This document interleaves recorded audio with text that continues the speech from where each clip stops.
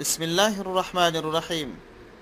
یو ورور پوښتنه کړې ده، وایي که څوک پر جاینماز یا مصله پر دې باندې اوتو یا استری کوي، دا کار جایز دی او که یا؟ د دغه ورور د پوښتنې په جواب کې باید ووایم چې کم ټوکر یا کمه جامه چې یو چا د لمانځه لپاره ځانګړې کړې وي، نو د دې معنا دا نه ده چې د دې جامې څخه نو بیا دی بله استفاده نسي کولی.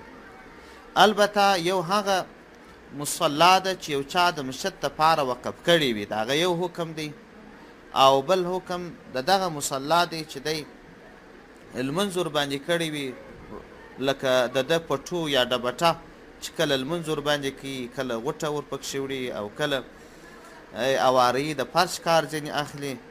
نو که چیرې هغه مصلا مسجد دپاره وقف سوی نه او دی لمونځ ورباندې کوي، نو پر دې باندې که چیرې اوتو وسي یا بله استفاده ځینې وسي، منع نسته ورباندې، په دې شرط باندې چې په هغه کار سره و دغه مصلا ته نجاست نه رسیږي چې بیا هغه شرط د لمانځه ولاړ سي چې طهارت ته ځای دی.